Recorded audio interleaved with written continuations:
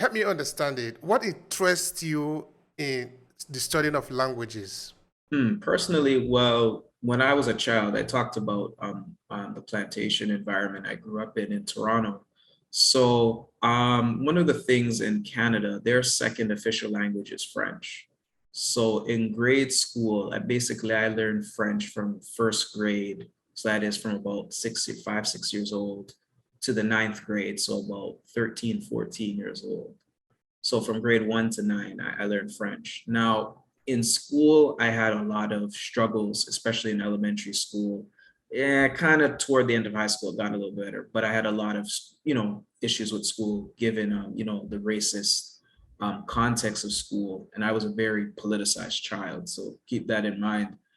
But one of the things that I was good at was French, right? I was generally good with language. So French was the first language, unfortunately, that I was good at. But, it's what it is. So I think because I had that early success learning other languages, it gave me a certain confidence. So then I went on to learn, I learned ancient Greek. I remember because I wanted to read, how Greek thinkers talked about Africa. And then when I did my master's in Egyptology at the University of Toronto. The program is ancient Near East studies, but my focus was, Egyptology and Nubian studies. And I was able to, learn the Medu Neter, that is the language of Kemet, which I mentioned earlier. So I've always had a passion for learning language very young. So I think it just started, like I said, I was strong in language very early, learning other languages. So I wanted to just keep learning.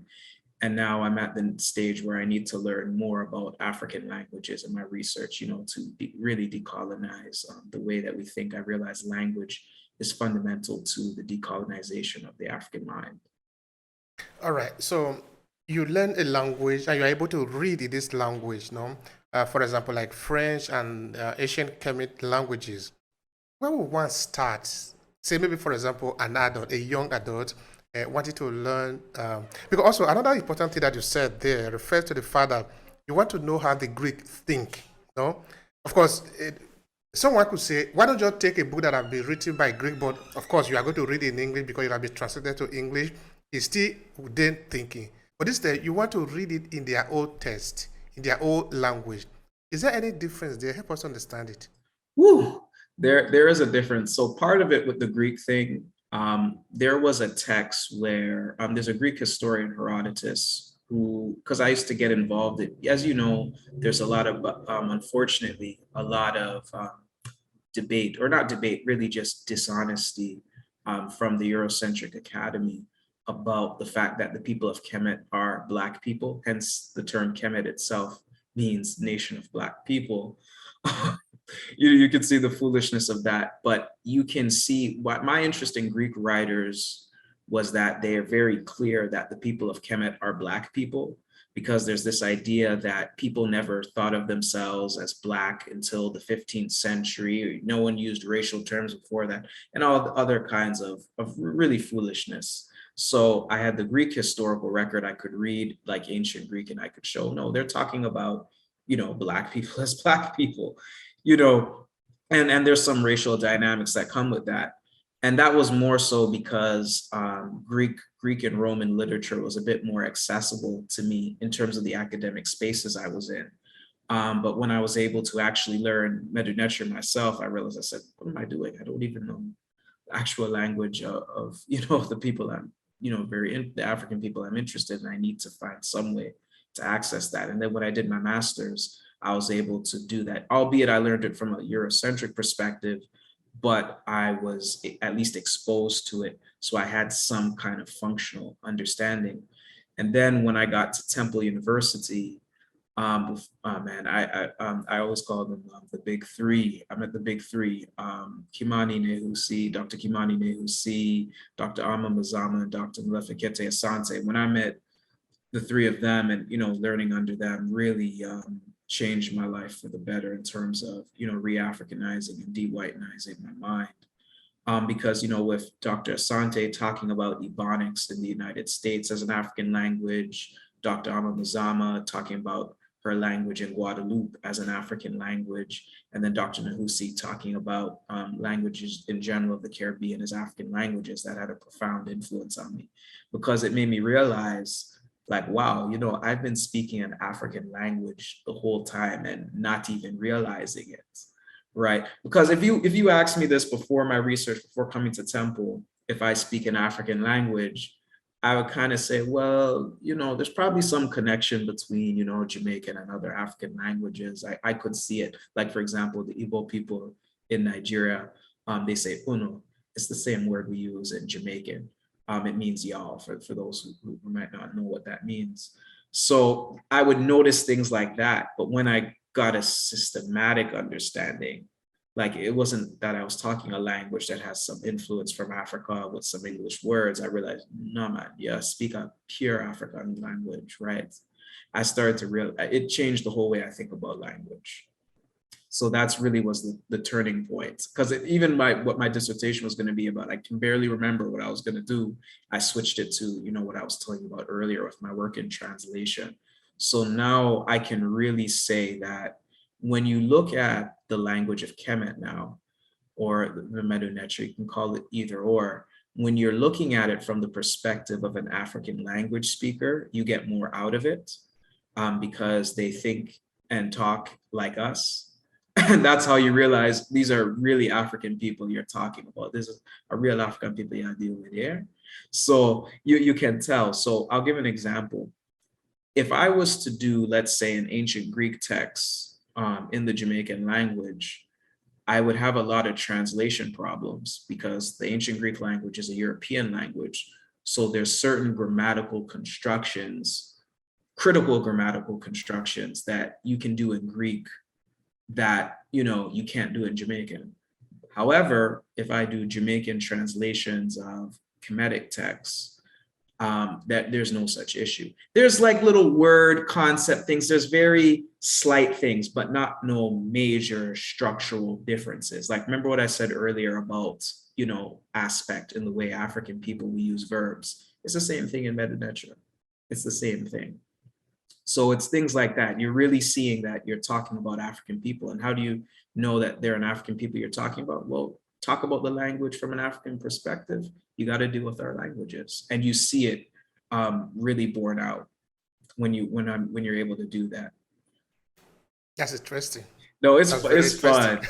fun. It was no, it was it's crazy. It's crazy, but we need to do, and you know, I'm doing more work, you know, getting more work out there where, you know, I'm showing, you know, the way we speak in the diaspora is an African language, and I'm using Medu Neter to kind of, you know, reinforce that.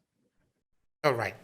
Now, uh, this language that you read about in Africa, uh, is it only the one that you have read from European writers of Africa, or have you also have the chance to read, to see maybe the resource in Africa in terms of comparison? Absolutely. I definitely consult what we are saying about our own languages.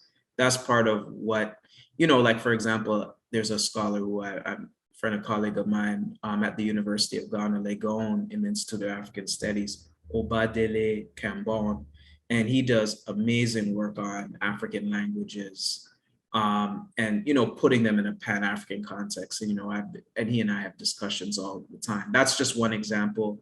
There's also one of my major influences, Theophile Obenga. You've probably heard about Sheikh Anta Diop and Theophile Obenga maybe a couple times, maybe.